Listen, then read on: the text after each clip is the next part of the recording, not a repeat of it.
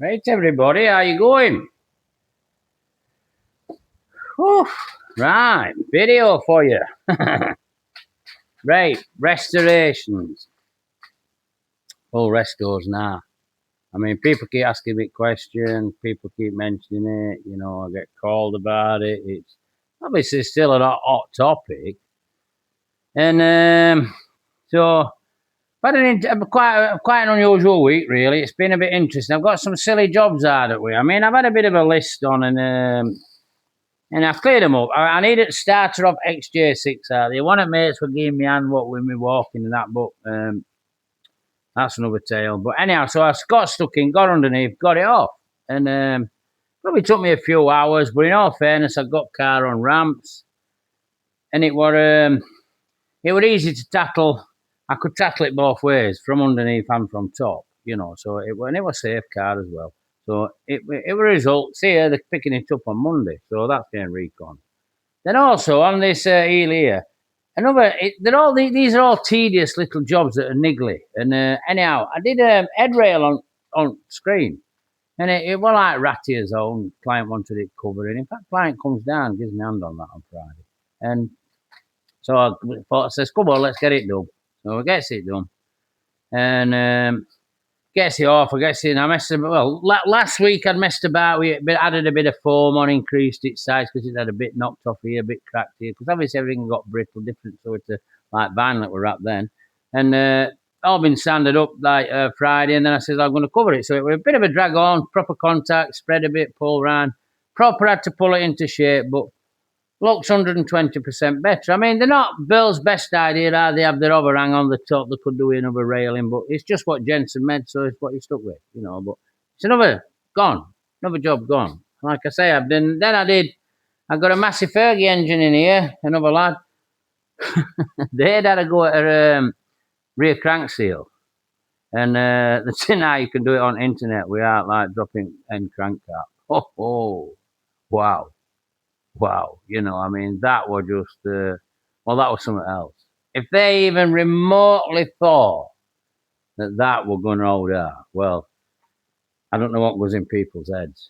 I honestly don't know what was on people. But anyhow, I did the job properly. I mean, obviously dropped the sump and then, first off, it was on a pallet, so I had to get it up in air on crane, then I had to get it on an engine stand, then I had to spin it over, then I had to clean it out, then I had to get end cap out, then I had to get the seal there done that, then I had to proper clean the job up, and also on the back cap, the drain back to the sump from the seal where you get your oil gathering, that were blocked. So that were probably part and parcel of the problem that all along. But they won't know these things. But this is where I'm going. This is leading on to what I'm going to tell you about restorations. I mean, like a couple hours on Jag. I mean, I think Jag do gear longer to get starter on. They don't have a spade connector on for like starter wire. It's screwed on. Well, to be honest, you've got to tip them up, and then you've got to get in, get a tacket to get it off. So you're better off really on ramp on what is it, ramps like holding wheels up here than actually on an hydraulic ramp up and down, because for a simple reason is you can work from underneath, get it into a position, then go to the top, then get your connections off, then wriggle your starter down. Well, that's what I found anyway. I could work because I could attack the top and I could attack the bottom. You know, I mean, all right, I've got the struggle under the car, but it worked for me. But it was a couple hours. And I think for this job, Jag probably give 3. I've even heard of people cutting into, into bulkhead to get bolts off and that. Load of garbage. You know, you can do it. You just get stuck in, but it takes time. But then also I had come in were a water pump for a Wolseley, 1936. Guy come in, a bit of an impeller was like no good. This were wrong. Probably wants a shaft. Probably wants this. This is all wrong. Anyhow, a bit stuck, this old lad. So I just said, all right, leave it with me. I'll sort it. So it will get sorted, because something like that, I can probably get a nylon 3D printed impeller done for it. And well, whichever way, it'll get done. It'll get done. So, but it's down to experience. Down to experience. And I mean, this is like leading me on now to video about full restores, and like, I mean, 2026 and full restores. I don't know, a million different government top men. the cost of living crisis, everything on the planet is stacked against the full restore. Now, this is what I keep explaining to everybody. You've got now, well, it's an unbelievable situation. I mean, I could go back to that 1930 odd water pump. No, a water pump company won't even touch it. Wouldn't even touch it. Right, well, it's a water pump, right? There's a shaft through it, as an impeller, and a fuel seal. That's what they're made, a bearing. Right, well, all that stuff will be available. So it can be taken apart and repaired. So it's down to the guy who's going to take it apart and repair it. So, but the biggest problem you've got now is there's not many of them people left who can take them apart and repair them. And also, them that are left, the hourly rate for them is probably a bit too expensive. Or you've even got somebody without that experience who can take it to bits and do it. And you've got the same hourly rate, which is expensive, which just costs a fortune. So, like, a full resto now is like, in my eyes, I know people are going to tell you different. I know there's some of you going, oh, I'm going to have this one, and they're going to, well, good luck to you. Good luck to you. I mean, I've told you in past, like, take them apart, you send, make sure you've got space, make sure you've got patient misses, make sure everything's, all the boxes are ticked, get the big spreadsheet before you start and do what you said, because it's probably the only way, because you may drop on that guy, so you're welding are. I mean, I could do something like that. You'll drop on that guy who could say do your blasting and like bit of refinishing, I could do you that. You know, because still a few orders out there. But then you're not dropping your painting guys. I don't want to do that. I ain't got facilities. I ain't got bulb. I can paint what I want to do and I can paint properly. But not my scene. So you'll probably find a paint shop. And they'll probably do all prep. They'll do everything. Same with upholstery. You'll probably find somebody do you some stitching. There's Aldrich. There's quite a few still good ones out there. They're still hanging on. I don't know if they're going to get followed on with other generations, but they're out there. So if you go down full restoration road on a spreadsheet and you're handling it, I can say yeah. If you go down a full restoration road and you're paying a garage, I'm going to realistically say to you, I think no, because I don't know if they can deliver quality you're looking for. And also, I don't know if you could handle cost, because, I mean, I would realistically put a figure on such a full resto. I mean, I used to say 30 grand, but it wouldn't surprise me if it didn't do 50.